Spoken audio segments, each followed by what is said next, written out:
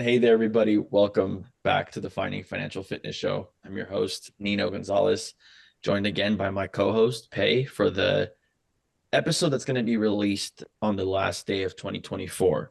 However, we are not going to be doing our 2024 reflections quite yet because we're recording this early October and there's an election coming up. There's a lot that can happen in the next 3 months. So we'll give you our 2024 recap a little bit later on, but this will be the last episode that's published in 2024. So, hey, welcome. Well, thanks for having me again.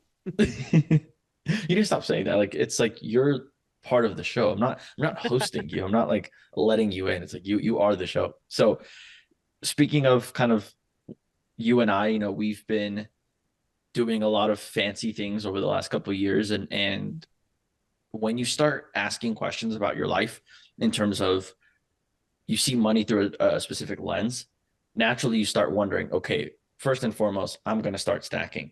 But then you very quickly start realizing, okay, well, where else can I maybe make money or save money? Yeah. And if you look at when we did our velocity banking advanced strategies in terms of talking about the consumer debt that people have, the number one debt that people have is their house. And we talked extensively with Adam, with Luke about mortgages. We had an episode where we were in North Carolina talking about buying versus renting. That's typically the number one purchase that or number one expense people have. But second to that is their vehicles. And we haven't touched on this yet. And I actually went through this process just a couple of days ago, having gotten a new leased vehicle. And you and I went through this last year as well with my wife's vehicle. Then you got your vehicle. So there was a huge kind of learning curve. And I used to hate going to dealerships. And I think most people will admit that they still do.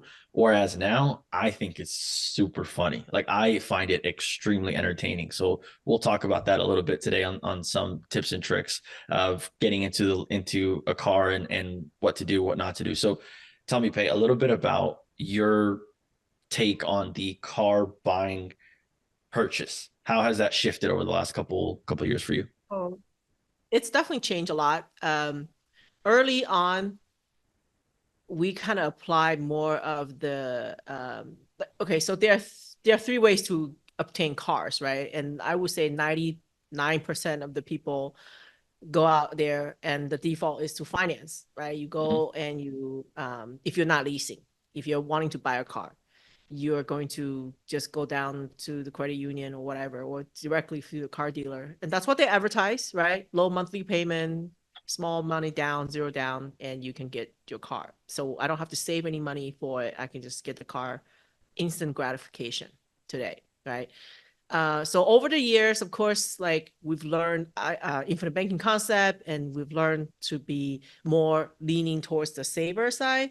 So we've gone from swinging from uh, like financing a car with a third party to saving enough money to almost like be able to purchase a car cash, right? Like I'm going to go out there, tell the dealership that I'm going to buy this car cash, get a better deal, and I'm going to borrow against my own policy instead of borrowing it from the credit union.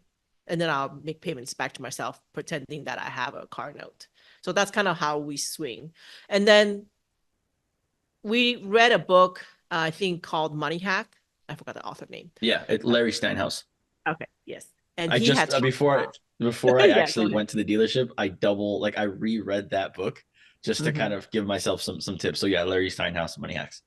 Yeah. So because of that book, we learned a third method, which is like, hey, you can go down and lease a vehicle um, under your business if you have a business. And then you can actually negotiate. Let's say typically these leases are 4 years, 5 years.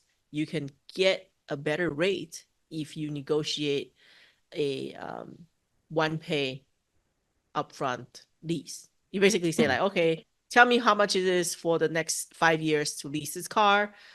I'm gonna pay it today, the whole entire thing, and get a discount that way. So Mhm. we got super excited last year, and we both went out there and did that. We both got a vehicle Well, to clarify, we under didn't the we business. didn't do the one pay lease Right, right, though. right. we bought it. We each leased a vehicle because we wanted to test it out. But then after we did our math, which is why I want you to jump in and talk about that. After we did our math, it didn't actually make sense for our situation. Do you want to elaborate on that? Yeah, I do, but I want to leave that a little bit. I want to kind of touch the surface first because the one pay lease is already a novel concept. So I want to kind of get to first and foremost the ways to buy a car, which you kind of already elaborated. I would say there's three ways. There's the typical way, which I don't know the statistics, but the majority of people I believe run into this category of financing a car. Just you, like you mentioned, pay, you walk in and you go finance it for the 60 months, 72 months, 48 months, whatever you want to do, and you have an interest rate attached to that.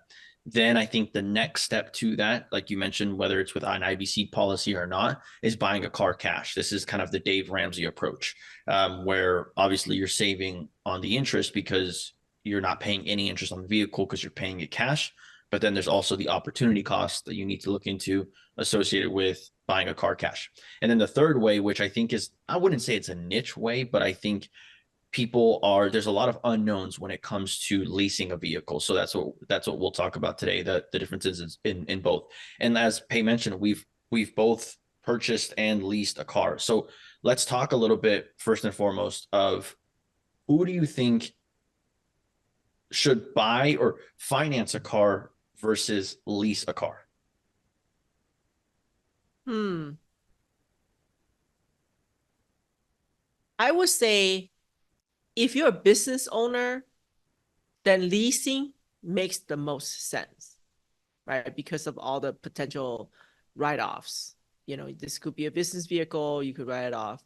But I think on a personal level, this is just me. I have a hard time um like leasing a car as an individual private citizen because I really feel like that's similar to renting where you're just like throwing money away, right? You don't build any. Not that the car has no equity unless you're in some exotic vehicle, but like if I were to just even if I just finance a car under my own personal name, if I can pay off that note like 5 years or sooner, then thereafter I keep that car. I can drive it till it's like one wheel left and it's still mine, right? Like every mile that I can drive beyond the payment date is almost like money back in my pocket. I still remember like one of our oldest vehicle. We bought that car before Jacqueline was born, and yeah, so we let it go when it was like almost 15 years old. We drove it for that long. I mean, Well, not see, 15, but like, and it's crazy. I do think that you're an anomaly in this situation. So this is where I think I would disagree with you. I used to be the same way because when I first bought like my first couple of cars, I didn't know any better. I was like, well, let me just finance and whatnot. But for the majority of people, it's similar to a house, right? Most people move every 5 to 7 years. Well, most people change cars every 3 to 5 years. Mm. Well, what happens when you get a new car? You start the process of, again, essentially paying interest, the majority of your front payments being interest, right? So what I'm talking about is if you look at an amortization calculator, again, Mike's book, Dibs on Your Money, is a very good amortization calculator that I really like. But if you look at the first 48 to 72 months of payments, you're looking at primarily paying interest. Not you're paying down your principal, but a lot of it is interest.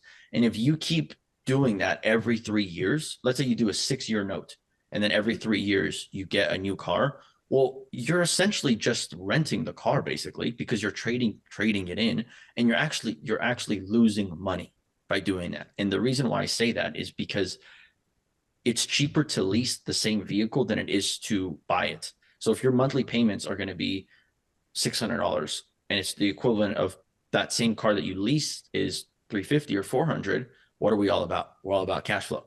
So if you know yourself, if you know that the car that you have, I don't think most people will keep their car for 15, 16 years. I truly don't.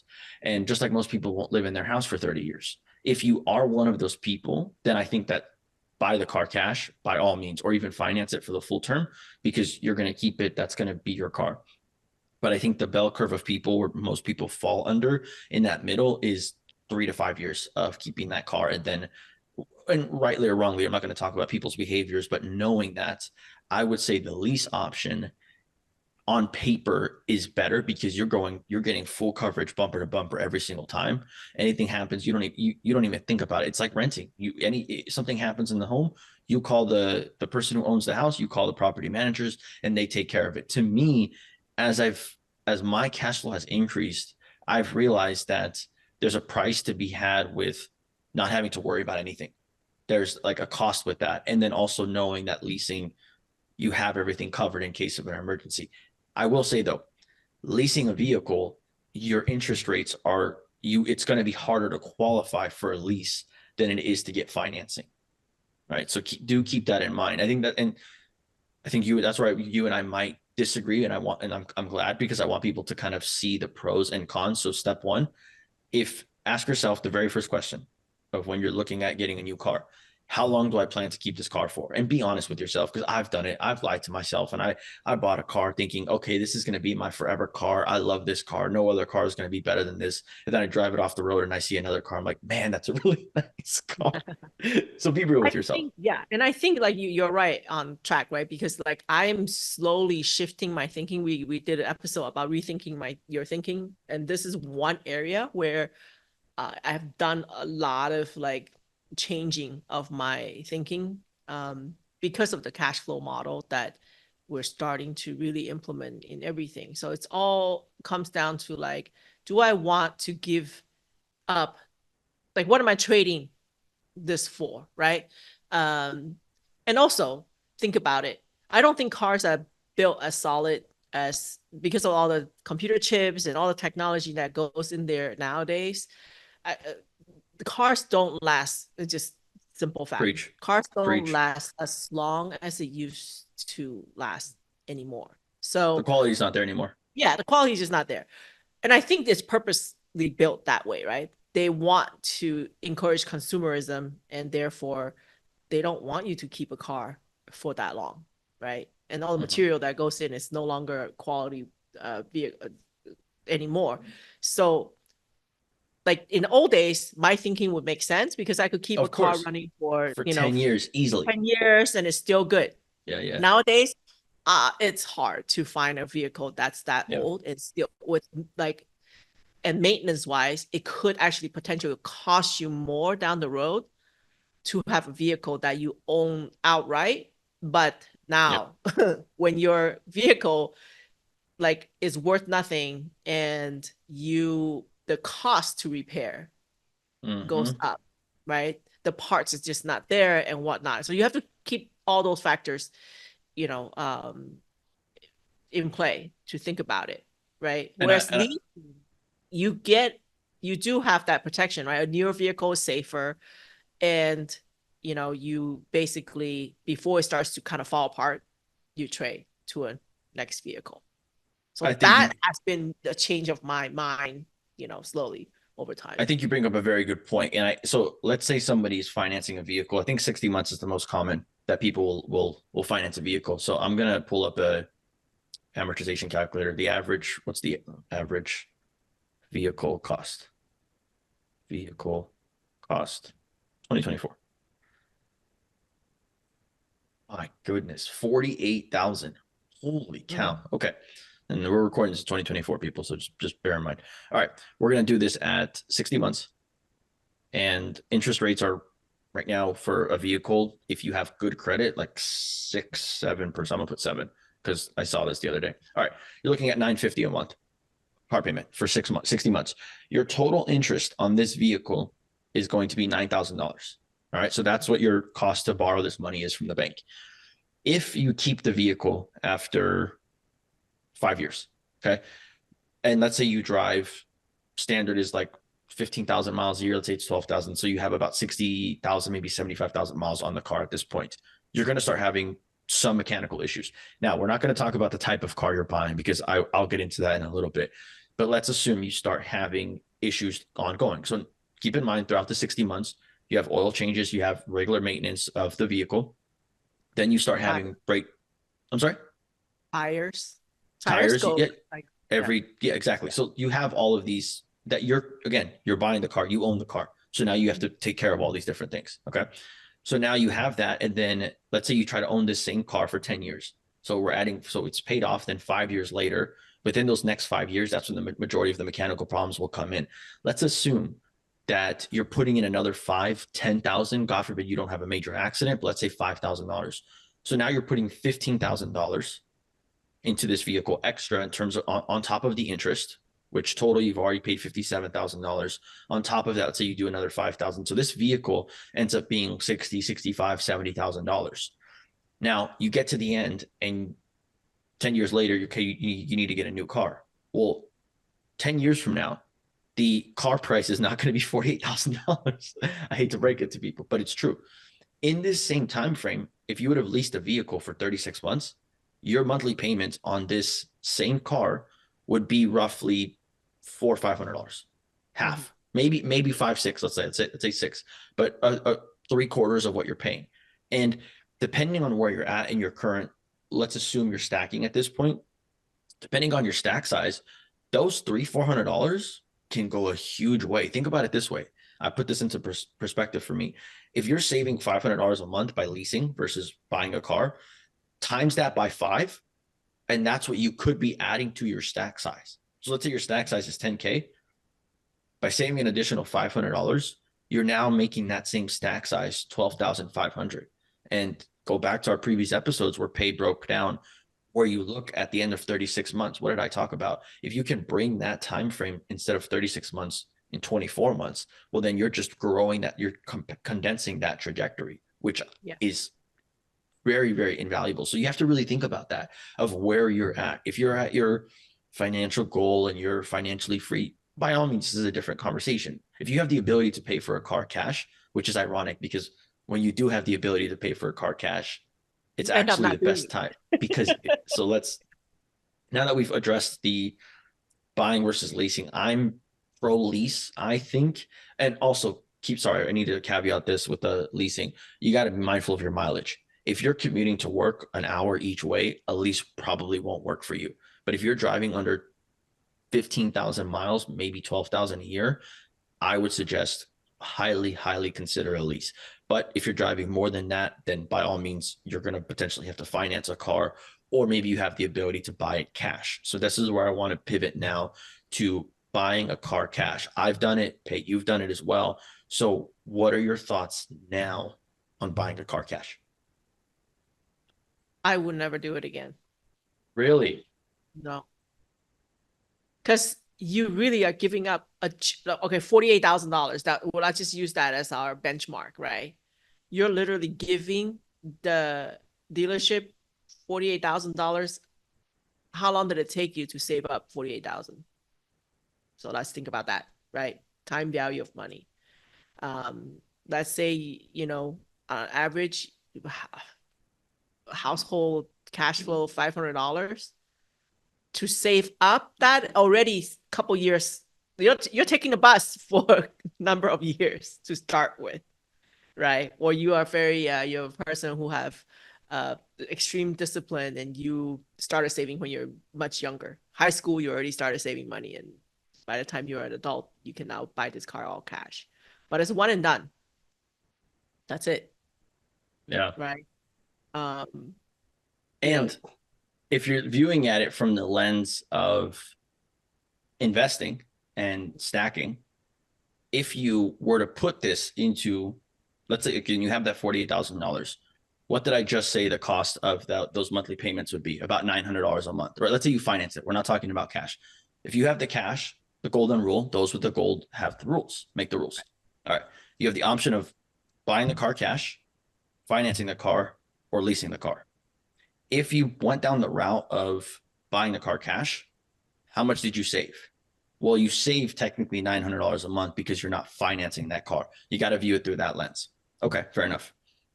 If you financed the car and took your $48,000 and put it into an amortized note that's paying 12% over 36 months, that's going to make you $1,594, so $1,600. All right. So you're out of what you're actually making between those two scenarios is $700 because you're taking the $1,600 that you're making from your note and subtracting it from the $900 of what your cost of the vehicle is. That's $700. Okay. So now your positive cash flow is $700. As I mentioned, you can multiply that by 5. That increases your stack size by 3,500, allows you to stack faster and faster and faster. So that right there on its own is a little bit of a better option. But then I go back to leasing. All right. What did I just say? That same car could be leased for potentially $600. So now your spread is actually bigger. You still invested that money. You're still getting the $1,600, and now you're only paying $600, and now your spread is $1,000. Now you're adding to your stack size $5,000. And please, like, if your stack size originally is only $5,000 and you can add an additional 5,000, you're doubling your stack size. And the numbers that Pay did with stacking, it was with a $10,000 stack size. Imagine if instead of having to start out at 10, you started out at 15, and all those numbers and projections that Pay had shown. It all just compounds, like, and it's all the compounding. You don't see it right in the beginning. It's all in the back end. Correct. Right. Correct. So any extra cash flow that you can redirect into your system is going to benefit you down the road tremendously. Yes. Right. Yes. So that's the thing, right? This has been a learning, like, progression for me as well, right? Going through from strategy to strategy, and then learning, like, okay, like, this way is, like, using what you described basically is using passive income investment to pay for liability expenses, which I think is the smart way, right? And for someone who, a lot of people will be like, I don't have $48,000 anyways, right? So what should I do? Even in that situation, you don't have the cash to buy the car outright. I honestly think if you're committed to doing the stacking method of creating income or financial stability for the future, leasing is still the better way. This is my new thinking now, right? Because just of the fact that right now, what I want to do is keep my expenses as low as possible, my cash flow as high as possible. I'm just going to rethink my thinking and just mark the car payment as a permanent expense, like your electricity, like your, water bill. It's never going to stop, right? You're always going to need a car until you go to nursing home. Then you don't need a car anymore. But for that duration of your adult life, you need a car. It is a necessity. It's not a luxury anymore, right? Unless you can, I guess, find a place where you could. Unless you're in New York, where you have public transportation. Yeah. But I do want to, I think we need to take a detour here quickly, because this is a very, in my opinion, sensitive subject, because it is sensitive for me as well. There's an emotional attachment involved with purchasing a vehicle. And what did I say? When in the beginning, when I had said, decide what you're going to do in terms of buying, leasing, whatever, also decide, and this is where I wanted to get into next, is what car are you going to get? Regardless of if you decided I'm going to go buy or I'm going to go lease. We might have our preferences and say leasing might be better if it's available to you, but maybe you have to buy the car. That's fine. Now you're deciding, what car am I going to buy? And this is where I think people go wrong, in my opinion, because what did I just say? The average cost of a car is $48,000. I can tell you right now, $48,000 is going to get you a very nice car, like very, very nice car. But that's not the cheapest car. That's the median. That's not the cheap car. So you have to ask yourself, first and foremost, what is your car for? Okay. And I'm not going to play I am playing devil's advocate, but I'm not going to play like, go buy a 2005, Ford Bronco, which they didn't make in 2005, a 1994 Ford Bronco that OJ was driving. Don't go buy one of those. I'm not arguing in that favor. I'm saying, if you have the option right now, you want to get a new car, you want to get a brand new car, or maybe you want to get a pre-owned one that's like 2 or 3 years old. I wouldn't recommend getting anything older than that. But let's say that that's your parameters. Okay. Well, what brand are you going to go buy? What brand comes to your mind as a listener right now, thinking, I'm going to go buy a car. What is important to you? And I think first and foremost, you need to write down like the top 5 or 10 things that are important to you when owning a vehicle. And from there, you choose the car. And I think if you look at the average American consumer, they will say the biggest thing is safety, reliability, gas, right? Because we live in a very inflation-based time right now. Gas is very important. Like those are the top 3 things when it comes to people. Space, they talk about if they have a family, rightfully so. Okay. And then those same people will then go buy a BM. And those same people will go buy a Mercedes. Okay. Why?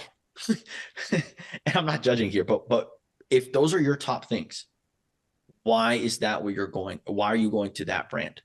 Right.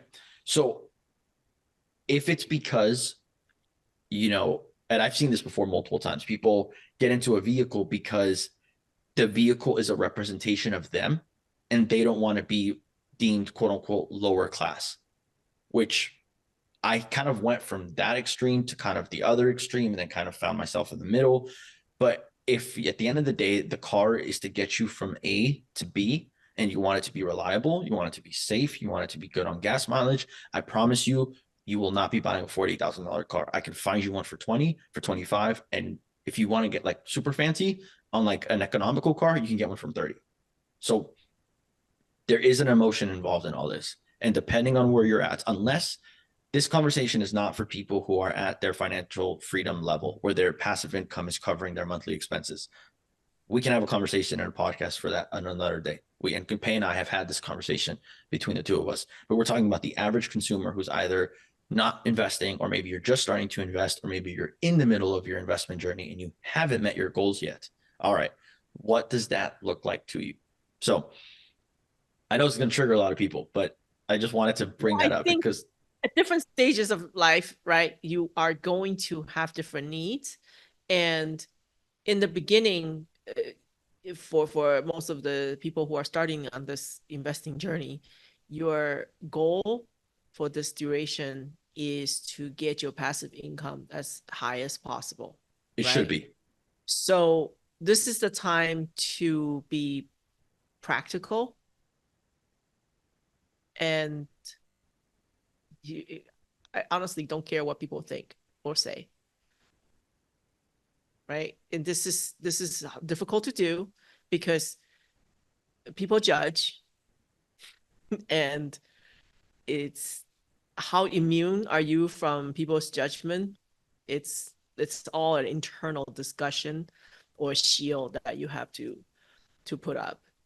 Um, yeah, people look at you, whatever car you pull up, and they judge you right away. And if you have an end goal that's so strong that doesn't matter, those you're gonna just be able to ignore it.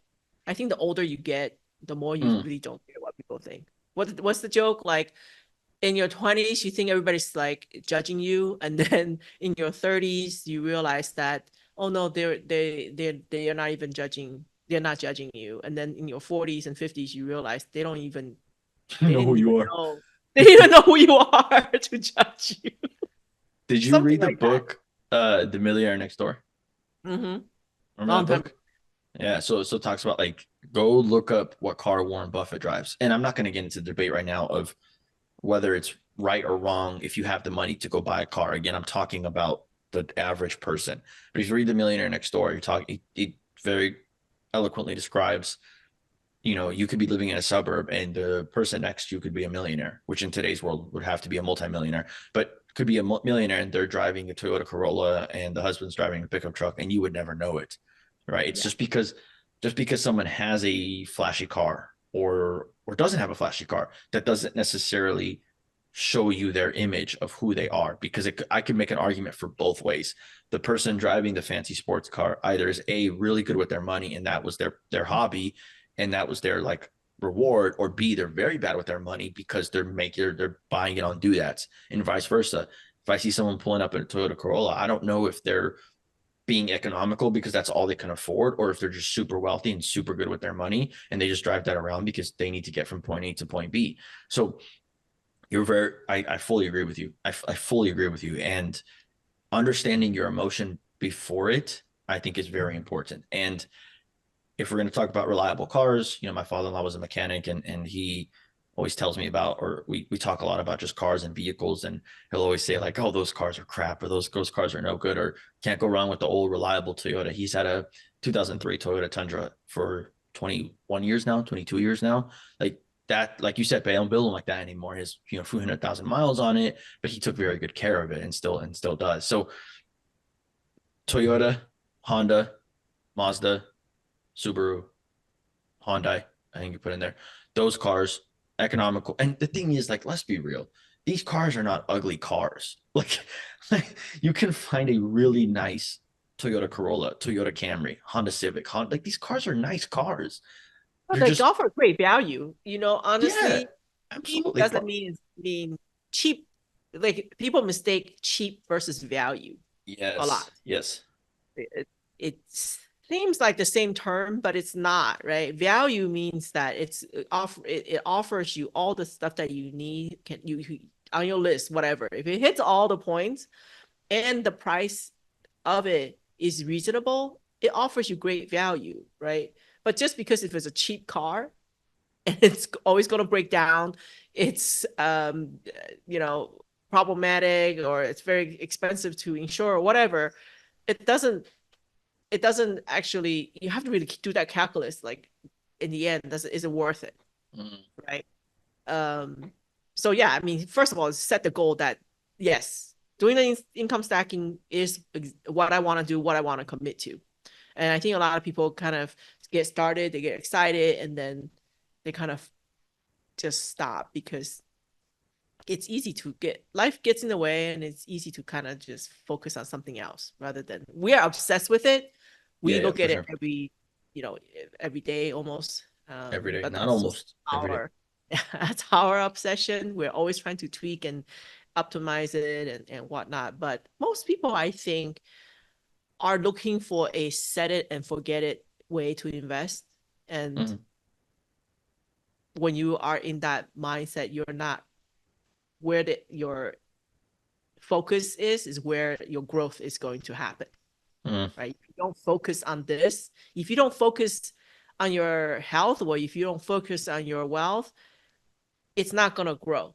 It's going to just be stagnant.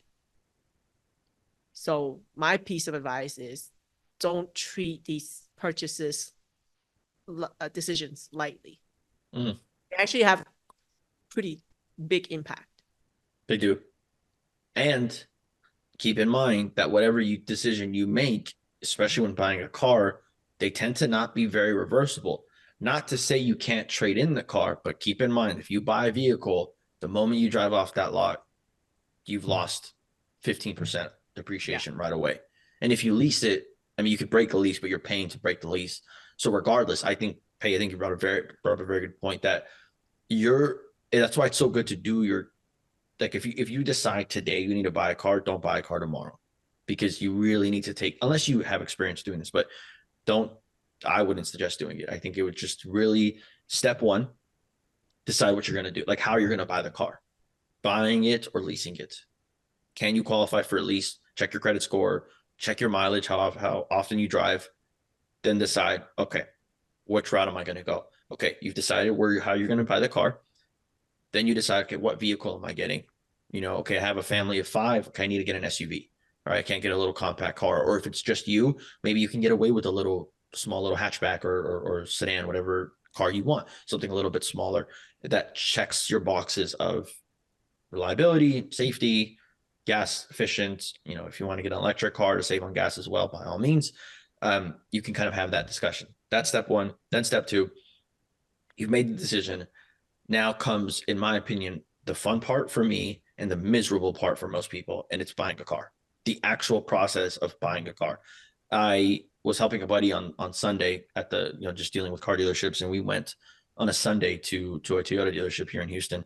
And I mean, the moment we walk in, I explained it to him.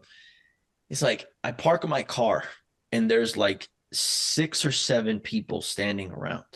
And like before I even get out of my car, it's like, hello, sir, how can I help you? And then I turn around, hello, sir, how can I help you? Hello, sir. It's like I feel like I'm this fish and there's just all these sharks swimming around. Right. And it can be intimidating because they're like, oh, what can I help you with? And they come across they're car salesmen. I know there's a stereotype for a reason. Like it's based in some truth. So my suggestion, always first and foremost, is you've decided on your car, decide what model of that car you're going to get because you'd be surprised. You're like, I'm going to get a Honda Accord.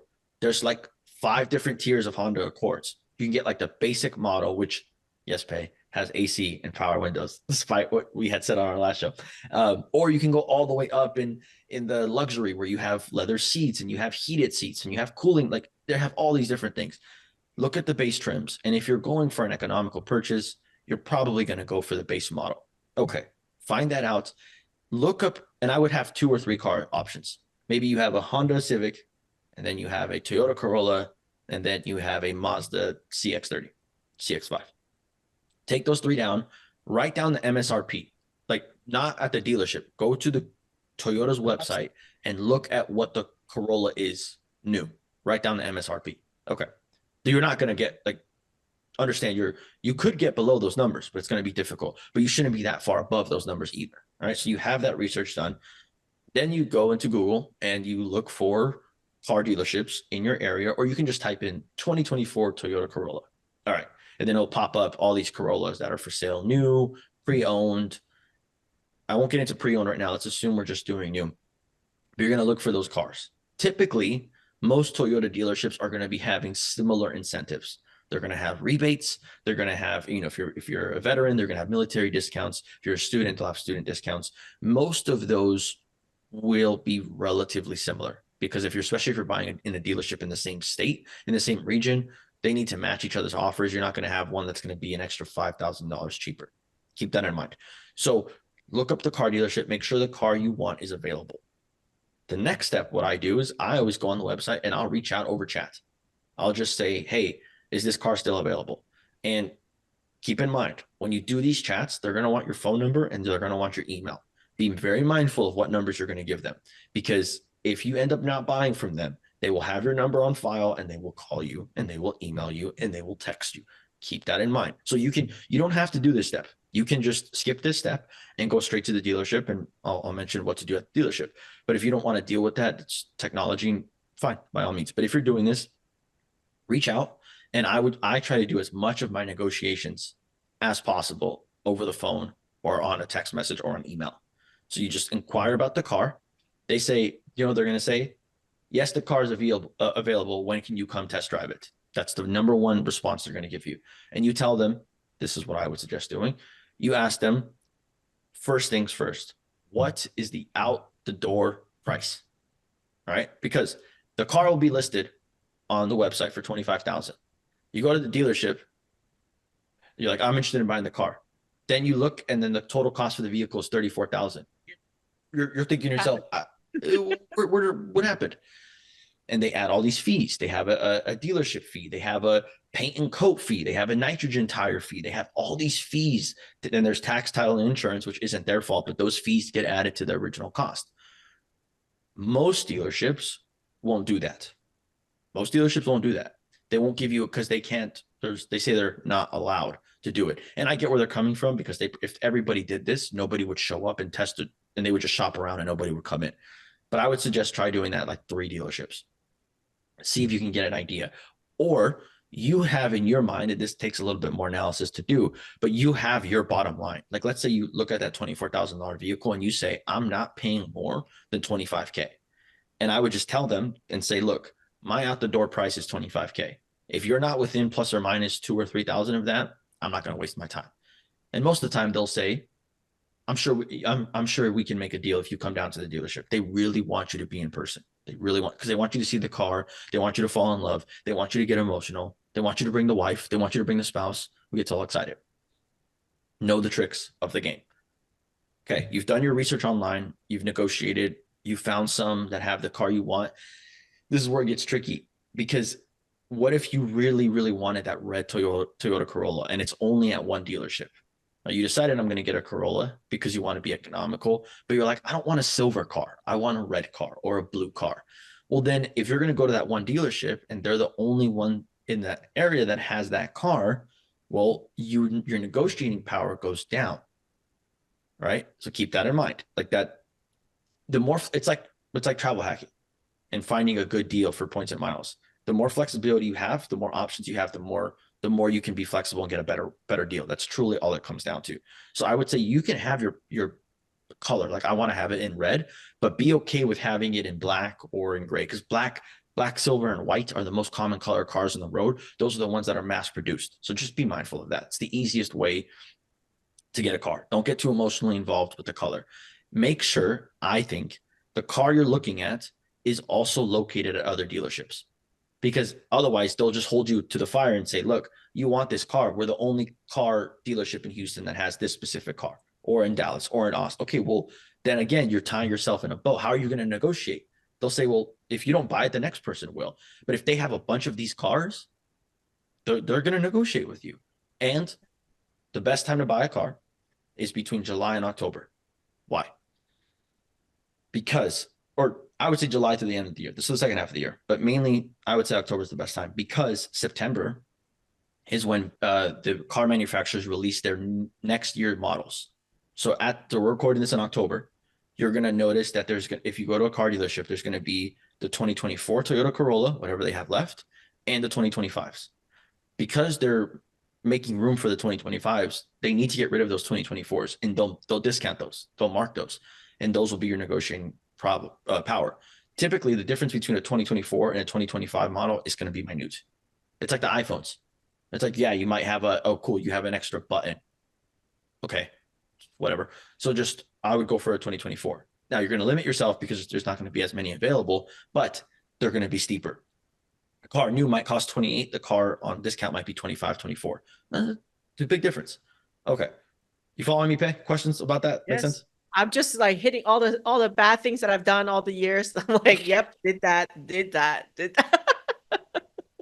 Okay. So you found and this part, I know if you like work a normal 9 to 5 job, this might not apply. But I would say pick one day a week from now that you're going to decide to go to the dealerships and know that the moment you leave your home that day, you're going to buy a car. Like have that in your mindset, because then it's very stressful going to a dealership today, dealing with all the nonsense for a couple hours, not buying a car, coming home, then the next day doing it all over again. Trust me, it's very frustrating. I would rather and again, if you can, don't go on the weekend. Don't go on, because really, like everyone's on the weekend. And then again, negotiating power goes down because they're like, well, I don't really care. Like someone else is going to buy the Toyota Corolla because it's one of the most common cars out there. They get new shipments Monday, Tuesday. You want to jump on those new shipments that are discounted before the weekend folks can. Again, I know that's a luxury, but if you're available, try to do it during the week. This is going to be a funny thing, but I documented when I was doing my last car purchase the other day.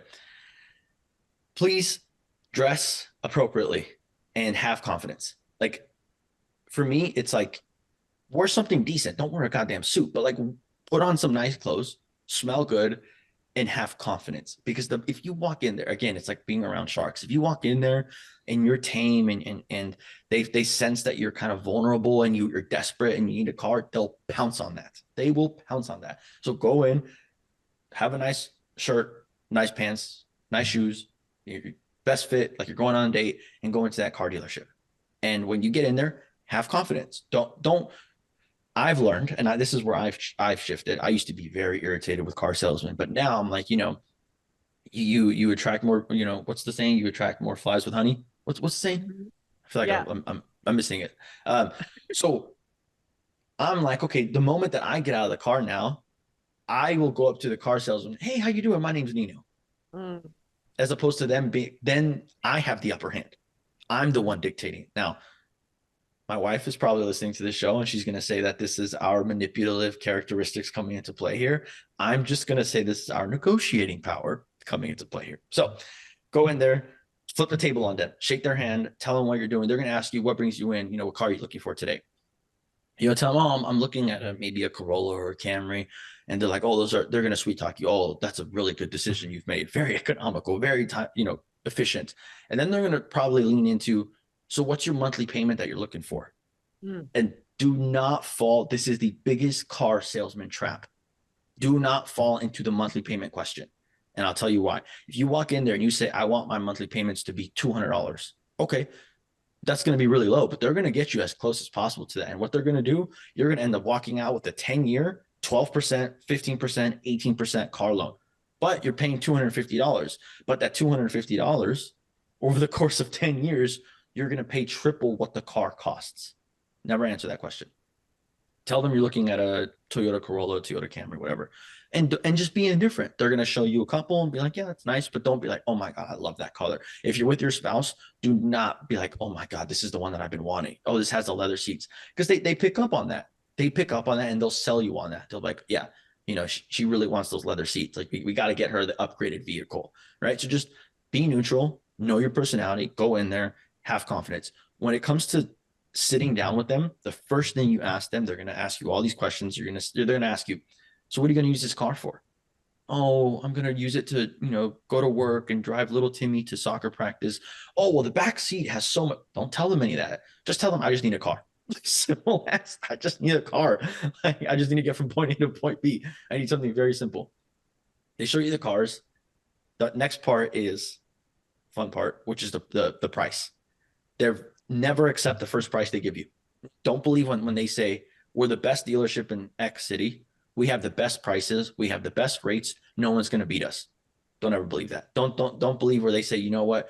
We price our vehicles so aggressively that we can't negotiate because we're the best in town.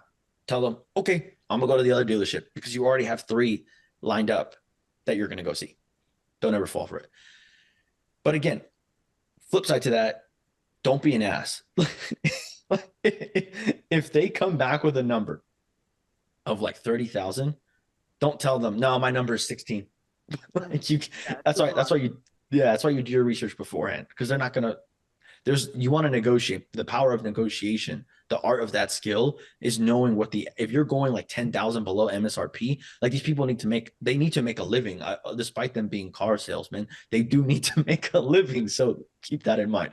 So if they come back, like their first offer is going to say, let's say 28,000, always ask for an itemized breakdown, meaning they're going to show the dealer, they're going to show the MSRP, they're going to show the acquisition price, they're going to show title, taxes, they're going to show all these different line items.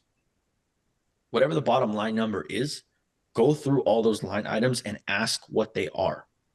Because oftentimes they'll have a dealer acquisition fee, they'll have a transportation fee, thumbs up, they'll have a transportation fee, they'll have a dealer added fee, which includes that they detailed the car, they added window tint, they added nitrogen in the tires, all crap you don't need. That's going to be another. Yeah, that you can buy for $12.99.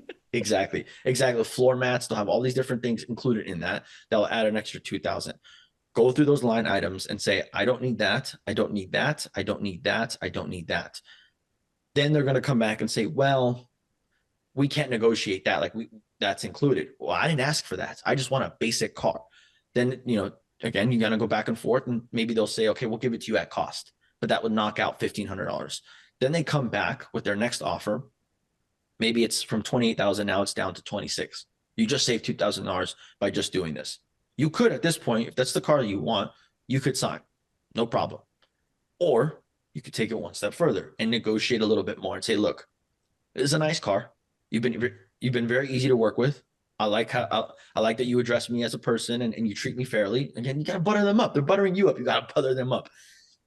Say, you know what else can be removed from here? Like how low can we get this price? True. Like I'm looking to buy a car. Like I'm not encouraging people to lie, but I would encourage you to let them know, like, hey, I've researched a few dealerships already.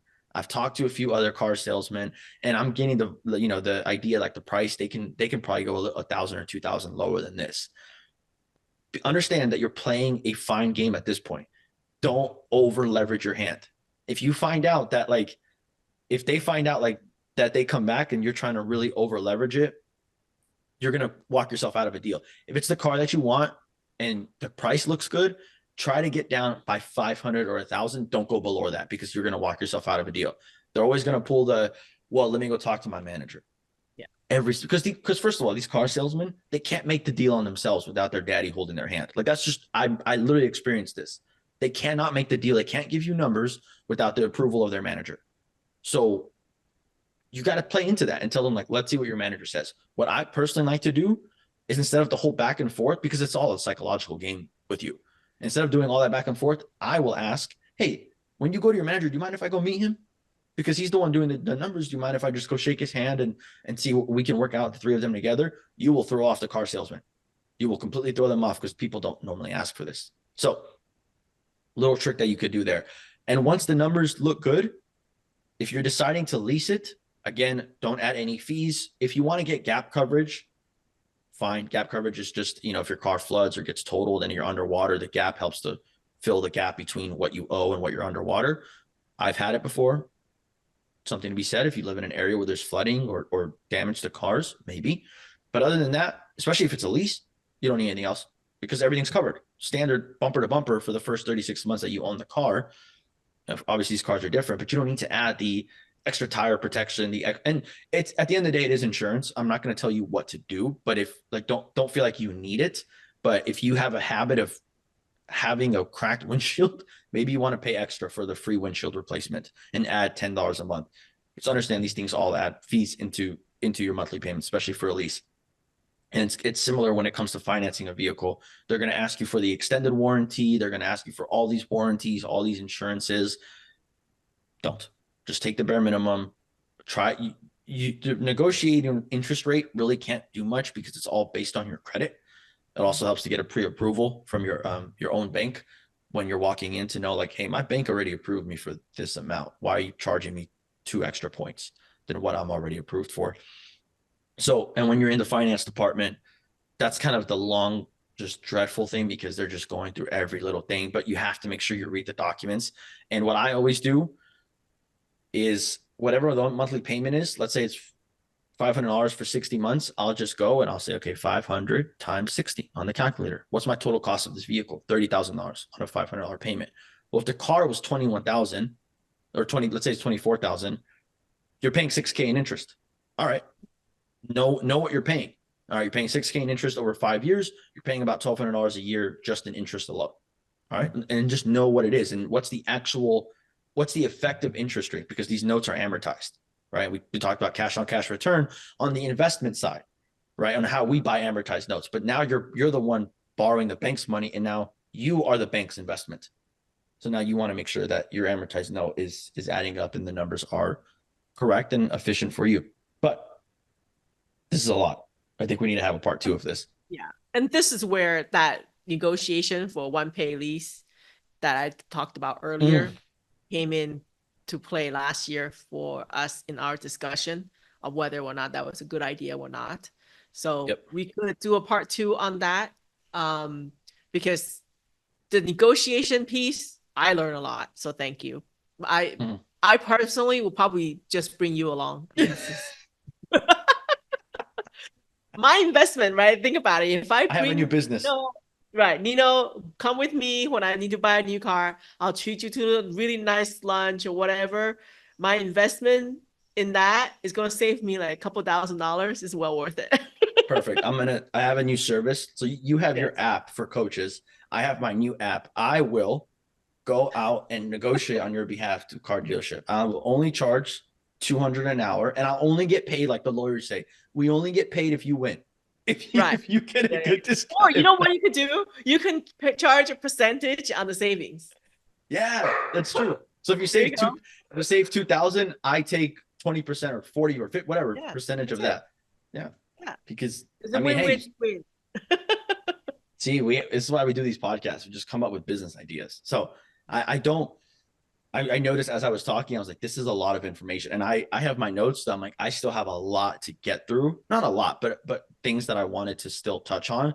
But I can see this being overwhelming. So I'm going to pause on that one. But there's a lot. It's not. This will be car buying 101. Yeah, we can car buying. I think I did some advanced tips as well. Even, you talked about the one pay lease. But this is like what we talked about today are things just to scratch the surface of what to look into. And I get it. It's a lot, and you're wondering, well, am I doing this really just to save a couple $1,000s?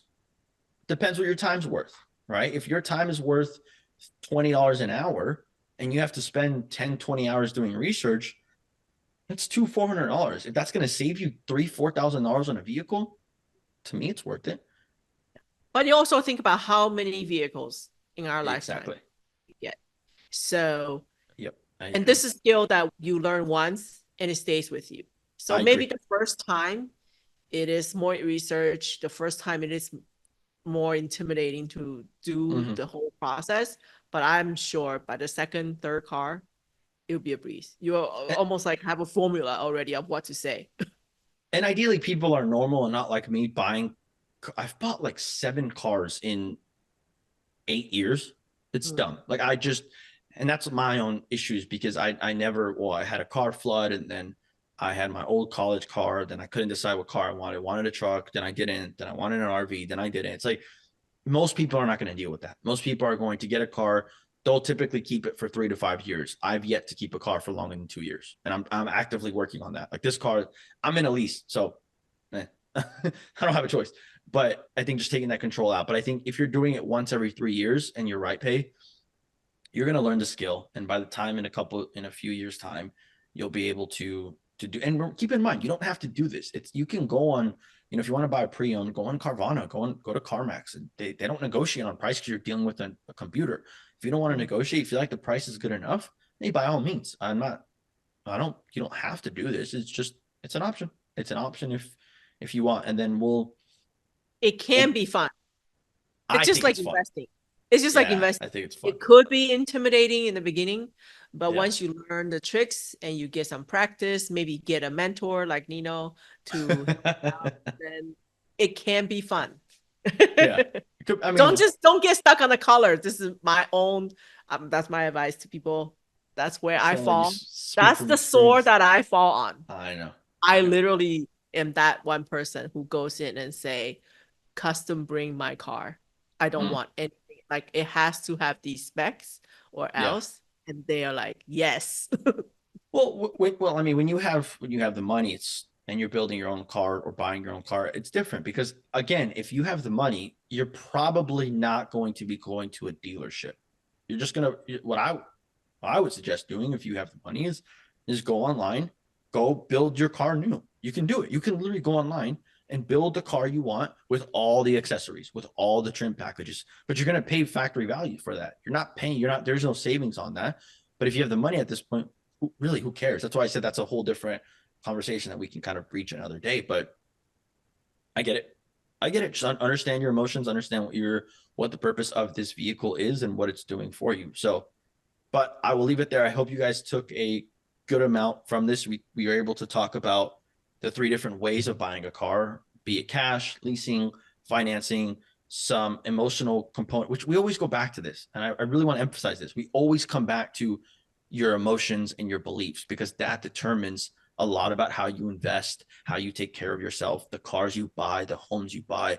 Like you can't take the emotion out of any of this. It's just truly understanding and knowing yourself.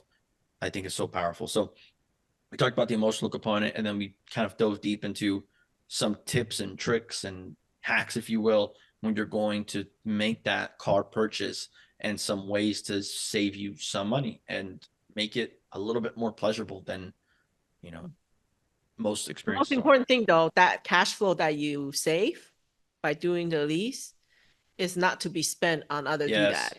That has to, you have to have that Very well discipline. said. I'm telling you, you got to take that money and Yep. throw it into your investment stacks. Um, Very then well it's said. going to be well worth it. Very well said. Mhm. I fully agree. Well, as always, this is been a lot of fun, and this is the last episode of 2024, which I'm already thinking about what we're going to be talking about, how we're going to break down our 2024 year, which I'm excited about. But there's still 2024 left for us. There's still life left to be lived, so we're going to do that. We're going to see what it's about. And thanks again, Bay. I appreciate it. That was fun. All right, take care, everybody. See you on the next show.